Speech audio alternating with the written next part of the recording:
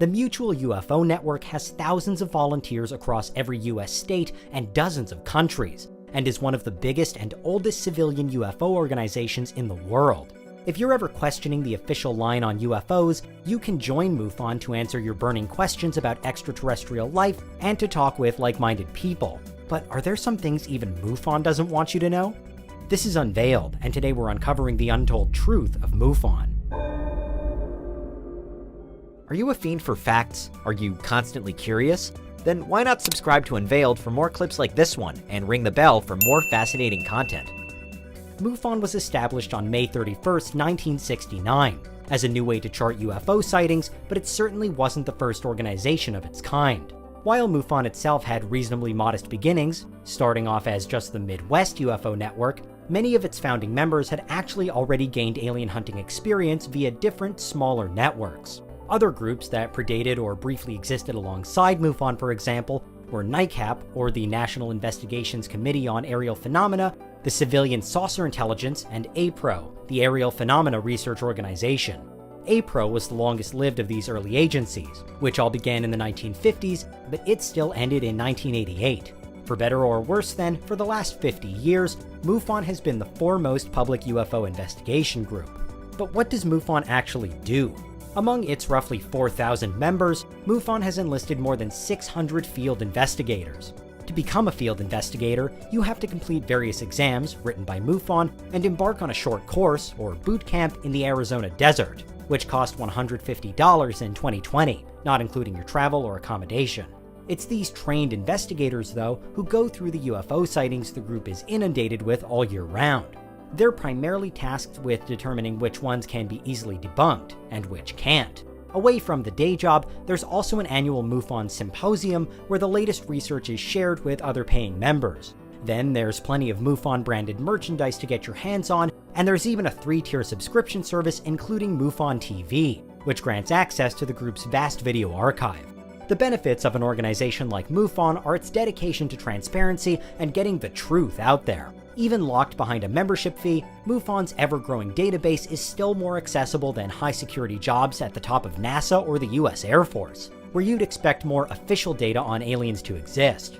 Often, we don't even know when major governmental investigations into UFOs have been carried out until they get declassified after the fact. It was true for the famous Project Blue Book and for the more recent Advanced Aerospace Threat Identification Program. This high-level secrecy means it's difficult, maybe even impossible, for the general public to know not only who to call to report a close encounter, but whether or not these issues are even being investigated at all. Thanks to MUFON, though, there is at least one other avenue to go down. And while MUFON is potentially open to everyone and encourages the pursuit of ufology with or without a science degree, it has counted numerous highly qualified scientists within its ranks over the years. So not everyone who joins is an amateur. That said, MUFON's supposed following of the scientific method has been called into question more than once. The organization professes dedication to science on its website, but various scientists who aren't on board with it have said that MUFON encourages pseudoscience and conspiracy theories, and that its data is not reliable. Arguably, its most damning reality is that, despite operating for 50 years, it has yet to publish conclusive evidence of aliens, besides continually stating that it's still the group's belief that aliens are out there. It's little wonder, then, that plenty are unimpressed with MUFON's methods, with one of the most popular criticisms being that it takes only 2 days of basic training to become an all-important MUFON field investigator. By comparison, in the US, it takes years of hard work for someone to become even the lowest rank of detective. So MUFON's critics argue that similar levels of robust deductive reasoning just aren't possible to achieve after a weekend's worth of boot camp. Add into the equation that many MUFON members reportedly join already believing that aliens exist, and the accusations of a severe confirmation bias throughout the group have been constantly leveled at them. But more disturbingly, MUFON has found itself and its leaders at the center of numerous other controversies and scandals in recent years. Controversies completely unrelated to UFO method or the search for alien life. In 2018, John Ventry, the state director for MUFON's Pennsylvania chapter, went on a racist tirade on Facebook, in which he claimed that the Netflix show Dear White People was, quote, anti-white, and he also voiced opposition to interracial couples. Despite widespread calls for Ventry to be dealt with, MUFON's other directors appeared hesitant to criticize him or anyone else with similar beliefs within the group. The lack of action led many of MUFON's legitimate scientists, including Dr. Chris Cogswell, to resign in outrage. Cogswell had been made MUFON's director of research, but said in a public statement on Twitter that, despite Ventry eventually being stripped of his title, he was still an active member of the group, and was even in charge of organizing that year's symposium. Other directors have also stepped down due to Ventry and MUFON's reported connections to various far-right donors. One person who was slow to criticize Ventry at the time was executive director Jan Harzan, who blamed social media rather than bigotry for the backlash against Ventry. But in July 2020, Harzan found himself at the center of a scandal of his own making. He was arrested in California for attempting to solicit sexual activity with a detective he had believed was a minor. And it wasn't his only offense, with the police reporting that he'd committed, quote, multiple felonies.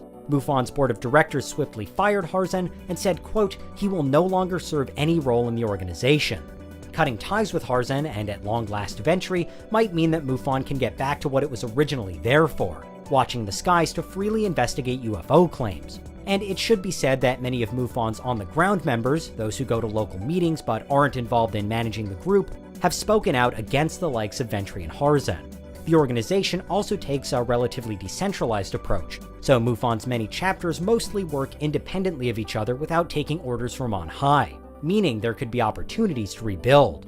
As a collective, however, MUFON now has many high-profile scandals to contend with, which have triggered mass resignations in recent years. So it's easy to wonder if, at more than 50 years old, the Mutual UFO Network hasn't now run its course.